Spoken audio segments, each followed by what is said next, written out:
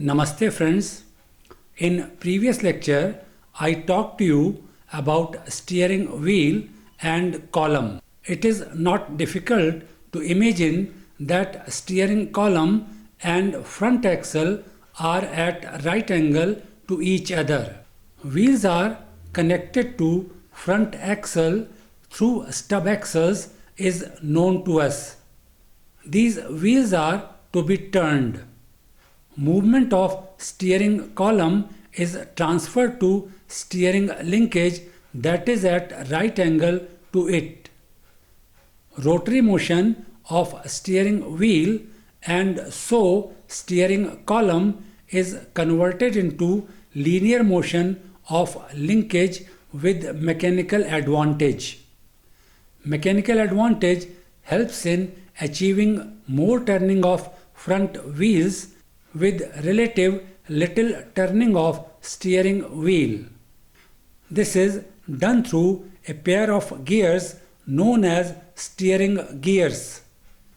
One end of steering column has steering wheel and other end has steering gear enclosed in a box.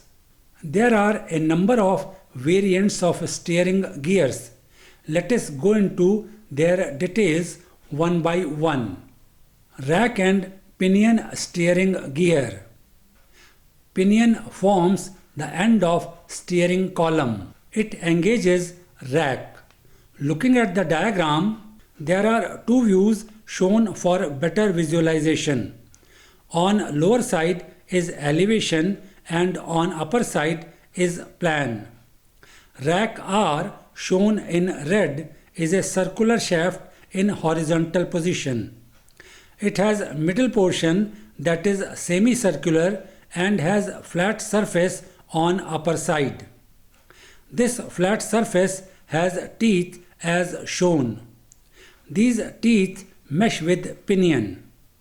Ball joints are provided at the two ends of rack. These ball joints permit up and down movement of wheels on road. Ball joints are not shown and only middle portion of rack is taken up. Pinion P at the end of steering column SC meshes with portion of rack R in enclosed casing. This has been mentioned as gearbox earlier. This casing has not been shown to give inner details. Rotary motion of steering wheel is transferred to pinion P through steering column SC. Steering wheel is not shown in diagram. Only one end of steering column has been shown. Steering wheel rotates clockwise or anti-clockwise and so rotates pinion. Its movement is transferred to rack through meshing teeth. Rack has linear movement towards left or right as indicated in diagram. Diameter of pinion is small to get desired mechanical advantage. Due to this, even small rotary movement of pinion causes big linear movement of rack. This makes possible turning of road wheels to large extent with smaller rotary movement of steering wheel. Worm and sector steering gear. In this type of steering gear, worm at the end of steering column meshes with sector gear that is mounted on cross shaft. Referring to diagram, view on left is worm and sector gear while view on right shows details of screw that is for adjustment of offset. Taking up view on left, steering column SC has worm W at its end. It meshes with sector gear SG.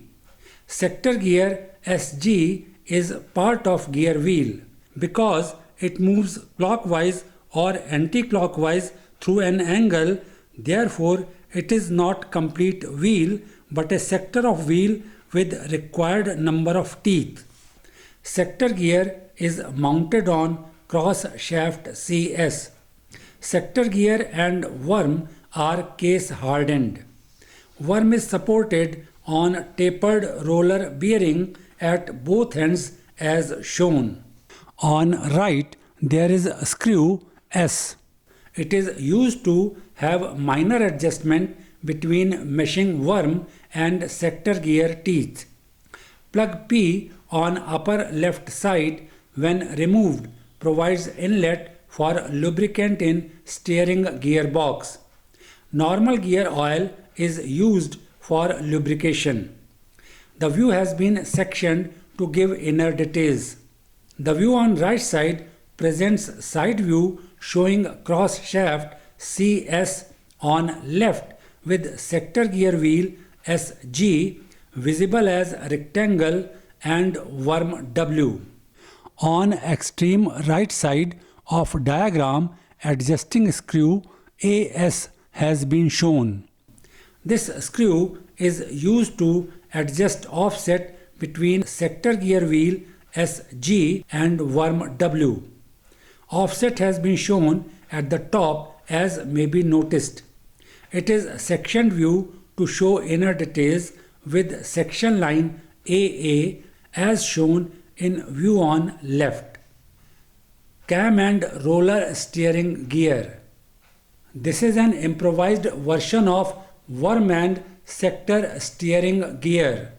Here, worm at the end of steering column has been modified and has been given an hourglass shape. It is known as globoid worm. Referring to diagram, two views have been shown for better visualization. On left is elevation as sectioned at BB and on right is side view as sectioned at AA. Globoid worm G at the end of steering column has hourglass shape. It is supported through taper bearing at ends as shown. Roller R meshes with globoid worm G as shown. Due to hourglass shape of worm and because roller has to maintain contact with worm, it moves in an arc. As diameter of worm varies, it provides variable steering ratio. At center or straight ahead position, gear ratio is high and provides better steering control. As roller moves towards ends with turning of a steering wheel, gear ratio decreases. This provides rapid steering action. Uniform load distribution causes less wear on meshing parts. Roller R meshes with corresponding teeth on roller fork RF that acts as upper portion of cam. Roller fork RF is mounted on cross shaft CS. Whole assembly is enclosed in casing as shown. Side view on right shows bearings B that support cross shaft at ends. These are needle bearings or bush bearings. At right, a screw S is provided. It is used to adjust position of roller fork RF with respect to globoid worm G. This design is helpful to driver as it makes possible parking of vehicle easy. Worm and roller steering gear. It is yet another variant of steering gear. Here, motion from worm is transferred to roller, from roller to cross shaft, and from cross shaft to drop arm. Referring to diagram that has elevation sectioned to give inner details. Steering column has globoid worm G at the end as shown. For smooth movement, it is supported in taper bearing. Roller R is meshing with globoid worm G. It is mounted on ball bearing for smooth movement. Roller R on other side meshes with teeth on sector gear SG. Sector gear SG is mounted on cross shaft CS and motion is transferred to cross shaft. Let us go to another diagram to visualize it in a better manner. This diagram represents fewer components for simplicity and better understanding. Referring to diagram that presents roller, sector gear, cross shaft and drop arm. It is a plan as mentioned. Roller R gets motion from globoid worm that has not been shown. This motion is transferred to sector gear SG shown in red. It lies below roller R. Sector gear SG is mounted on cross shaft CS. At the other end of cross shaft CS, drop arm DA is mounted. Cross shaft and drop arm are at right angle to each other as shown. Cross shaft CS turns clockwise or anti-clockwise as per movement of roller R. This is transferred to drop arm DA in the same manner, that is turning clockwise or anti-clockwise about vertical axis in diagram. As mentioned earlier in cam and roller steering gear, here also globoid worm is used. As already explained, due to hourglass shape of worm and because roller has to maintain contact with worm, it moves in an arc. Here also, as diameter of worm varies, it provides variable steering ratio. At center or straight ahead position, gear ratio is high and provides better steering control. As roller moves towards ends with turning of steering wheel, gear ratio decreases. This provides rapid steering action as seen in cam and roller steering gear. This design also provides comfortable and convenient steering of vehicle. Worm and ball bearing nut steering gear. In this steering gear, worm at the end of steering column does not directly meshes with cross shaft. Meshing is through a rack nut. In initial design, worm directly meshed with rack nut. This was improved by using small steel balls. This reduced friction and improved working. Referring to diagram, view has been sectioned to give inner details. End of steering column SC with worm W is shown. Rack nut RN, which is in the form of a box, is mounted on worm W. Steel balls are between the teeth of worm and rack nut as shown. Profile of teeth is suitably modified to provide space for balls. On upper side, return passage of steel balls may be noticed. Steel balls keep rotating through this passage. Presence of these balls provide frictionless drive between worm and nut. This improves the working and reduces wear. Teeth provided on outer side of rack nut RN mesh with sector gear that is mounted on cross shaft CS. Whole assembly is enclosed in casing as shown. Worm W is supported in the walls of casing as shown. Taper roller bearings used to support worm W at ends help to achieve smooth movement. Worm and peg steering gear. Here, worm meshes with peg mounted on cam. Through cross shaft, motion is transferred to drop arm. Referring to diagram, worm W is mounted at steering column end as we have seen in previous examples also. Cross shaft CS has cam C mounted at its top end as shown. Lobe of cam C is provided with a peg P. End shape of peg P is such that it can accommodate inside groove between teeth of worm comfortably. As one wheel rotates, peg P also moves in the groove between teeth. This causes movement of cam C and so the movement of cross shaft CS. Movement of cross shaft CS is transferred to drop arm DA.